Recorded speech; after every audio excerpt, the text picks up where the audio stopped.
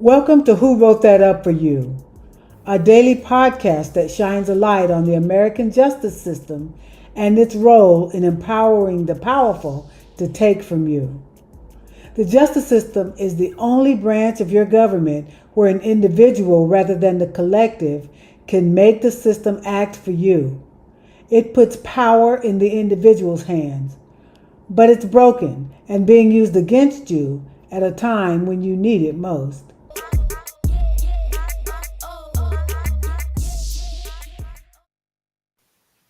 And we are live on Who Wrote That Up for You. Today is Thursday, September 22nd, 2022. I am Sonia Ebrin, a co-founder at Courtroom 5. And I am Deborah Sloan, the other co-founder at Courtroom 5. We've got a fantastic show for you today. In a few moments, we will hear from Professor Nicole Morris at the Emory University School of Law. A little further into the show, we'll speak with Professor Jona Goldschmidt at the Loyola University School of Law. He's done some good work on self-represented litigants. Before we get to that, Deborah, what is our issue of the day? What's on your mind? I want to talk a little bit about UPL, unlicensed practice of law. Yesterday, both of our guests surprisingly touched upon unlicensed practice of law in one way or the other. Those are laws that purport to protect people from misinformation and people who need to go to court, and it addresses people who are trying to help them with their court cases, and sometimes it makes some of the things that they're doing illegal. And they haven't found a really good way to help people go into court without them having to hire a lawyer. And so I'm looking at these, I'm finding some promise maybe, and things like the Utah Sandbox, where people go in and they practice, they kind of relax the laws and they allow people to help people with their cases without them basically being charged with a crime. So I think that's some promise. I think I'm saying Utah Sandbox, but there are others. And so I'm really hopeful that that kind of approach to assisting people, helping people do better in civil court will work. You know, it's really interesting. And you remind me, one of our guests yesterday also talked about the rules against law firm ownership by non-lawyers. And there's so many of those regulations that, in my opinion, at least stymie innovation in the legal profession. But yeah, I think here in North Carolina, we are looking at a sandbox concept. I'm hoping that things move in the right direction that way as well. But we have certainly got to have some reform in the regulatory environment. I was so sad to see California go in the opposite direction. Governor Newsom, I believe earlier this week, signed into law a ban on the California State Bar experimenting with regulatory reform, at least for the next 2 or 3 years. And so, there are some states that are moving forward. You mentioned Utah, there's Arizona, and then there are some that are moving in my opinion, a negative direction. So we muddle through, right? We continue to do our work in providing access to justice as well as we can. Well, thank you for bringing that up, Deborah. Who Wrote That Up for You is sponsored by Courtroom 5. And at Courtroom 5, we believe the courts belong to the people, in particular to the people who use them.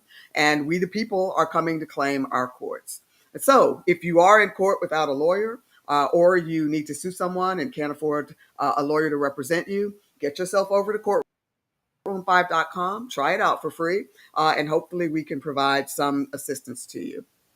At this time, it is my great pleasure to bring on to the show Professor Nicole Morris. Professor, welcome to Who Wrote That Up for You, and thank you for joining us. Hello, ladies. It's great to be here. Thank you for having me. Wonderful to have you as well. I know that you have a tremendous interest in introducing your law students there at Emory to some of the changes that technology is making to the profession. Can you tell us about some of your instruction there and just how you are engaging students on law and technology? Sure. Um, we have had a program at Emory Law for about 20 years. It started in 2002 with a grant from the National Science Foundation. And our academic partner has been the Georgia Institute of Technology, or Georgia Tech. But and we've worked with innovators, so we're looking at technology, STEM based innovation, and the students work with these innovators or early stage researchers to help them think about how their technology can be used in the marketplace, or could be potentially built out into a company, or from a user perspective, who would be interested in purchasing or using the technology.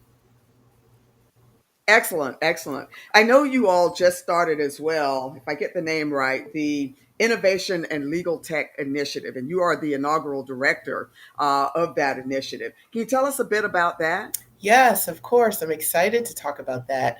It is very new. We're standing it up this fall. And quite honestly, we're still putting it together. So initially, we're taking a really critical look at the curriculum offerings that we have within the law school and trying to update and refresh.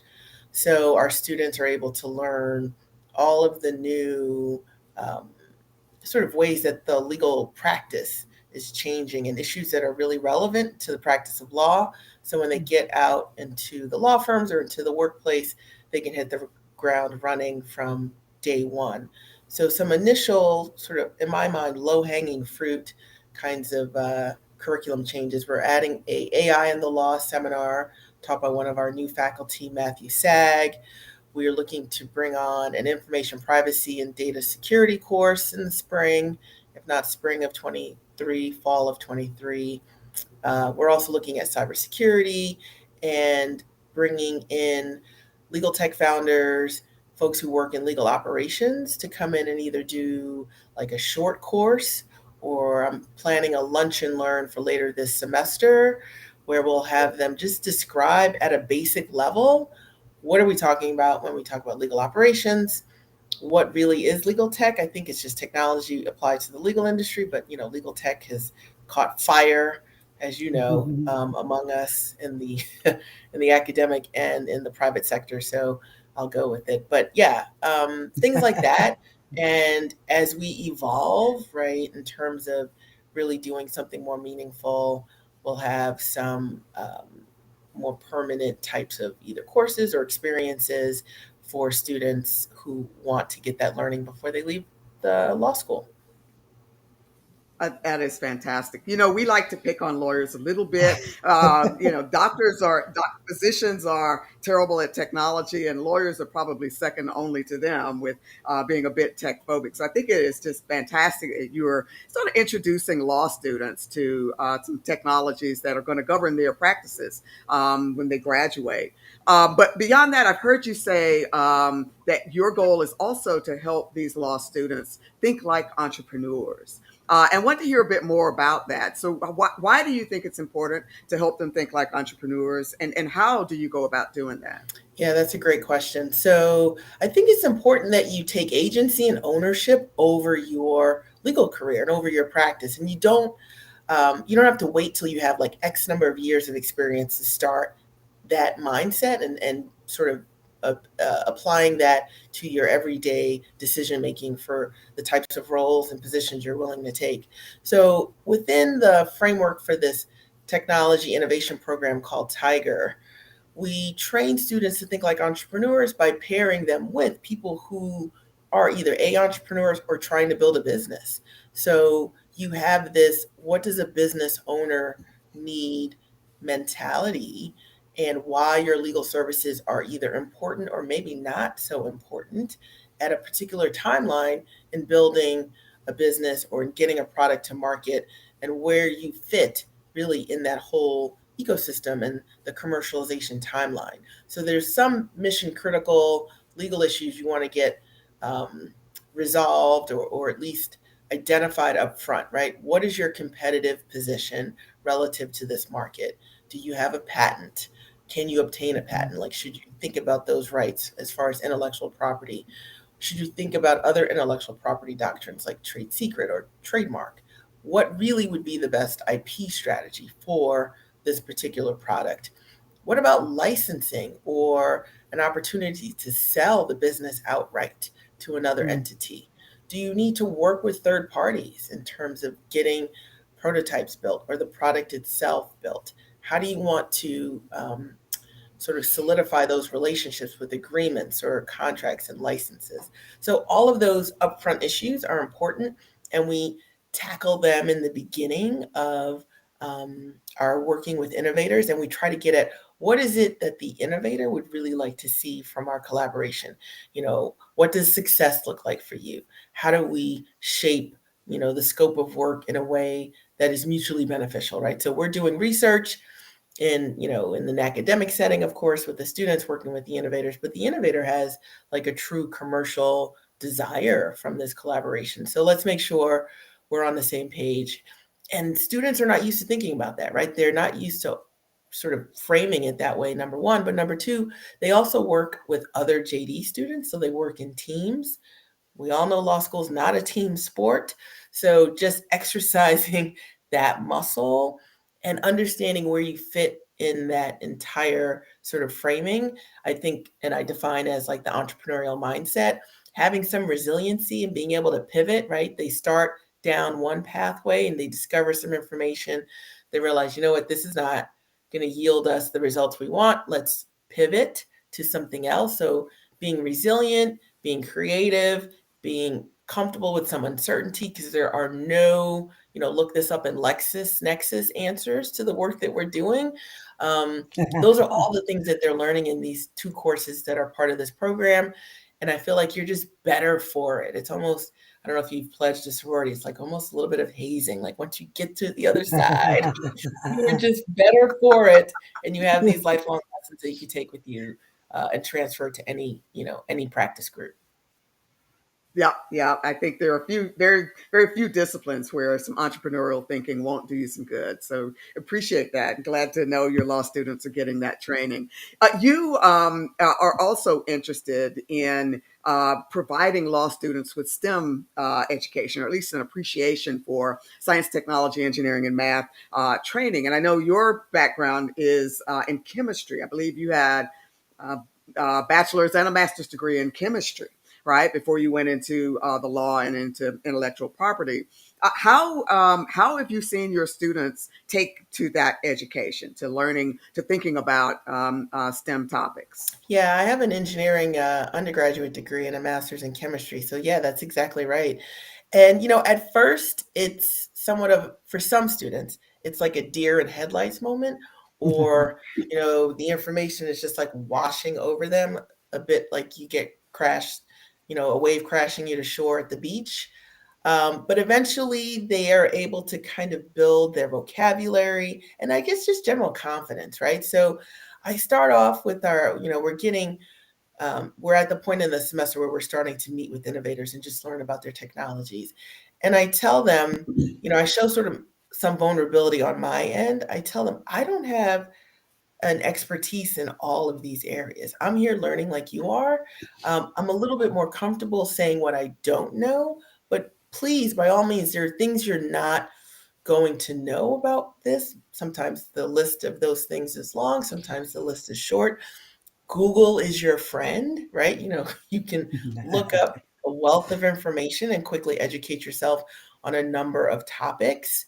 But the focus and the way we frame out how to deal with like really complex STEM innovation is thinking about it from the user perspective. So, what is the value of the technology? What are the limitations of the technology? Like, what does it not do well?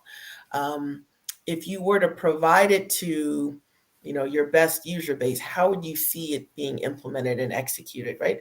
So when you talk to subject matter experts, all these STEM PhD career research scientists, in that language, they're able to define and explain things very differently, right? So we're not coming at it as like a PhD thesis advisory committee would be and be like, well, why did you say those results were the ones that were the best? Like, we don't know, we don't care. We can't vet the technology against other subject matter experts, but we're looking at what's the value of the technology. And we want to protect that value, right? Whether that's the intellectual property rights, licensing, or just identifying the right user and market for the researcher. Extraordinary. That's fantastic. Professor, where can our listeners reach you online or find you more about you online? Yeah, so I'm on Twitter at Nicole and Morris 3. I should have probably had that better memorized. I am obviously at Emory Law, so you can just totally go to my faculty page at the law school, and my email is publicly available that way as well. And I know I'm on LinkedIn. You just have to include my middle initial, so you can find me there as well. Fantastic. We'll share those in Great. the show notes. Thank you so much for joining us on Who Wrote This Up for You. We will have you back soon. Thank you so much, Thank you, Professor. ladies. This was a pleasure. You bet. Thank you. That is Yes, fantastic. Deborah, absolutely. who won yesterday's challenge, and what do you have teed up for us today? All right. Yesterday we didn't have a winner, and today we do. The question is, what's the difference between a motion to quash and a motion to strike? The reason we basically ask some of these questions is so that people realize that there is actually a difference. And the answer is a motion to strike asks a court or judge to eliminate something your opponent has filed, such as part of a pleading, evidence, and so on, because of some type of insufficiency. A motion to quash, on the other hand, asks a court to void something that basically it or set aside something that it made, some decision that it made. In short, you can strike an answer and you can quash a subpoena. You can quash a subpoena because it basically comes out of the court or out of the clerk's office. The winner today is Teresa L.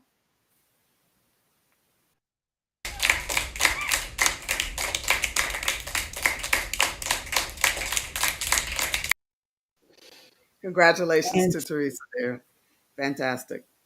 and today's quiz. In a criminal trial, the prosecution has the burden of proof. To win, they must prove their case beyond a reasonable doubt. You've heard that before in a lot of criminal cases. That's the standard that they must go by. In a civil trial, though, the plaintiff has the burden of proof. What standard is used to prove a civil case? What standard is used to prove a civil case? If you want to participate in the quiz, send your responses to quiz@courtroom5.com. Looking forward to seeing the responses there. Let's hope that that's a fairly simple question. At this time, I'd like to bring on to our show Professor Jona Goldschmidt. He is Professor Emeritus at the Loyola University School of Law. Welcome, Professor, and thank you for joining. Who wrote that up for you? Yeah, thanks for inviting me. I'm actually Professor Emeritus from the Department of Criminal Justice and Criminology. Fantastic. Absolutely. Thank you for that correction. Professor, you are the author of a book. Let me get the title correctly. It's Self-Representation, Law, Ethics, and Policy. Fantastic resource for anyone involved in the courts, but also pro se litigants themselves. Let me ask you first, what is your specific interest in the role and experience of self-represented litigants? Well, my experience began, if you don't mind, I'll plug the cover of the book here. My experience, as I note in the preface, is when I was a young lawyer in a small claims court, and an elderly woman approached the bench. She had filed a some sort of a breach of contract claim, and the defendant failed to appear. And the judge said, "Okay, I'm entering a judgment in your favor. Thank you." And he went on to the next case. And she said, "Wait a minute, where's my money?" And he said, "I'm sorry, but I can't advise you. I'm not your attorney, Mm, Oh, and I oh can't my. help." wow. And she turned and threw her papers down on the courtroom floor and said, "They said I didn't need an attorney." And she stormed out. Hmm. So that really Wow. stuck in Wow. my mind, and it led me to conduct a grant program when I was with the American Judicature Society, which is a court reform organization. And we got a grant from the State Justice Institute. We did a survey of judges and court clerks, and it resulted in a book which had quite a lot of circulation and won an award as the grant project most likely to improve the state courts. It's called Meeting the Challenge of Pro Se Litigation, and that was in 1998. And that was sort of the beginning of what we observed as a uh, tidal wave of pro se litigants in our courts. Hmm. Anyway, so that's what got me started, and I pursued the matter. And during my academic years, I've written extensively on all aspects of pro se litigation. The book is really meant for the bar and the judiciary, but it has so much case law and other resources and materials that I think pro se litigants in the federal court, particularly, would find Hmm. useful. Um, the other thing I would mention is that since my retirement 2 years ago, since I had some extra time on my hands, I volunteered for a program at the federal court here in Chicago, the Northern District of Illinois. It's called the Hibbler Pro Se Hmm. Assistance Center. Judge William Hibbler was a former federal judge that was concerned, as Judge Posner, the retired Seventh Circuit judge. Both were very concerned with the rights of pro se litigants. Anyway, so the Hibbler Center is in a partnership with the Legal Aid Chicago, and I advise pro ses every week, 1 day a week in the morning. And it really opened my eyes to the severity of the problem as far as pro ses being able or really unable to navigate the justice system in the civil context on the federal side. Uh, Hmm. Most of the programs we see have been generated to streamline pro se's navigation through state courts. Your website in particular, which I don't know if you noticed, I plugged your website too in the book. With the page Thank you, sir. 21 is a footnote describing your website. Thank you. I found very, very interesting, very educational. But nevertheless, I have found in speaking to these pro se litigants over the last, it's been now almost a couple of years, they need an individual who is law trained to guide them. They may not need someone to hold their hand at every stage of the litigation. People like you, services like yours are helpful.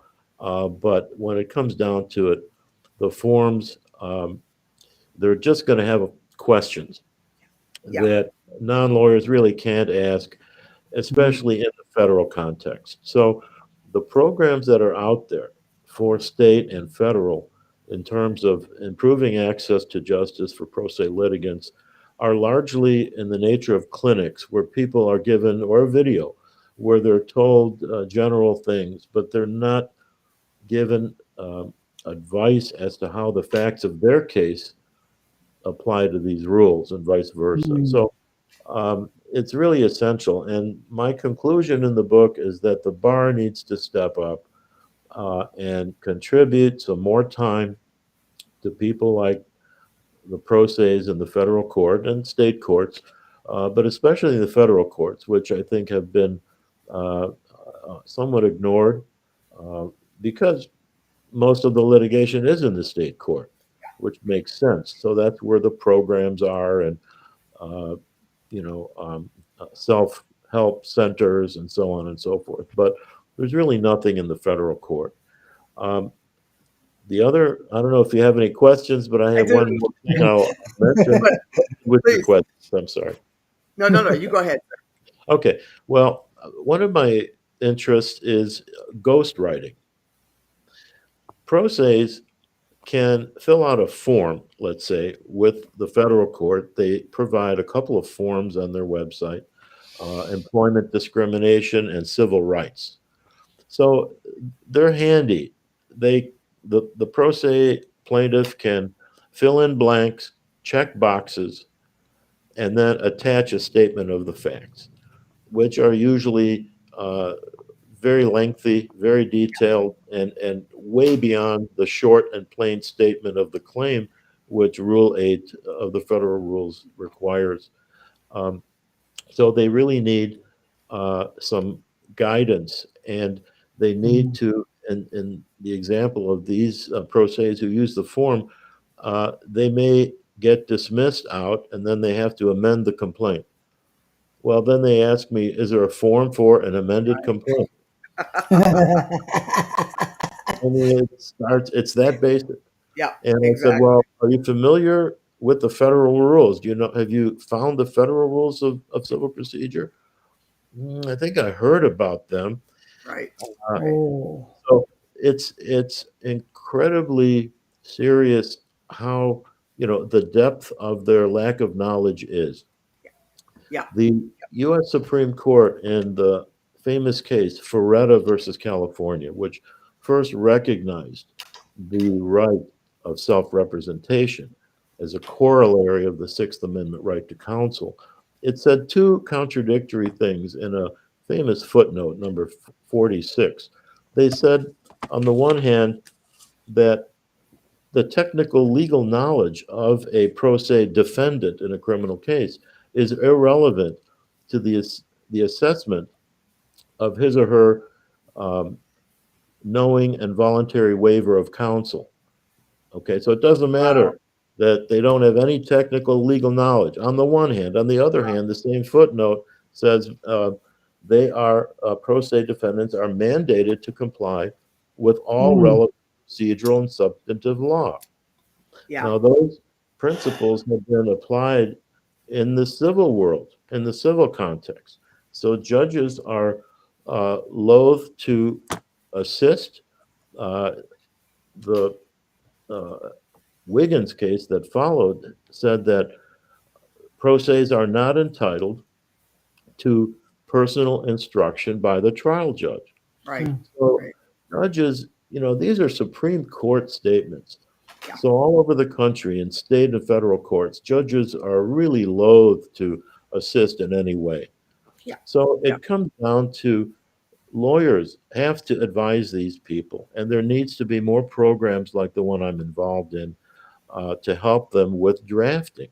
This was what I was starting to talk about ghostwriting. They need help in drafting amended complaints, in drafting motions. The Mm. problem is the federal courts have a great antipathy towards ghostwriting. yeah, It yeah. is as a result of some outdated 1970s cases where it was such a new phenomena that an attorney would be in the shadows, so to speak, and helping a pro se who all of a sudden had well-written pleadings that couldn't be missed. And Mm. Yep, defense lawyers complained about it, and so the judges said, "You're right. This is unethical. This is a fraud on the." Mm. So since that time, with one Mm. exception, the Second Circuit Court of Appeals, who thinks there's nothing wrong with undisclosed ghostwriting, most almost all federal courts, with that one exception, uh, will sanction an attorney if they assist a pro se litigant in drafting a pleading. that's Now, right. Wow. what That's I right. don't understand is why they're so happy to have our assistance in what we call what I call ghost coaching, Yeah, yeah. yet they won't That's let us help them draft anything. So what I Mm. do is they say, "Well, I don't know. What do I do now? What do I say in this motion?" And I say, "Well, you're going to do this. You're going to say this, this, this, and this." yeah.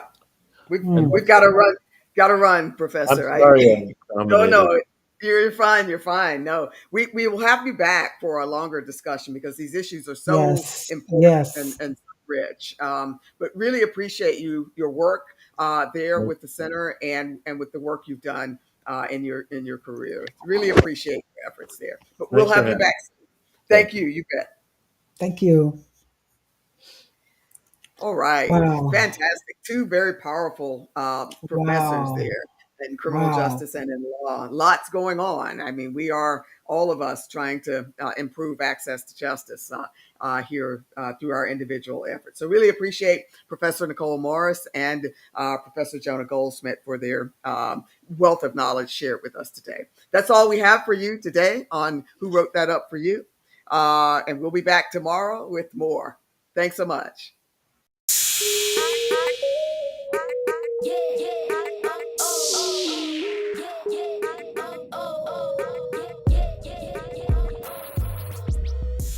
Are you feeling beleaguered, angry, or afraid, as if things are spinning out of control and you're powerless to stop them? It's easy to just let things slide and hope they don't get worse. But they often do get worse. The thing is, you're not powerless. Our courts belong to us, and their purpose is to give power to the powerless. Don't let your grievances pile up without redressing them. You can handle this in court. Or, if someone takes you to court, you can take them to school.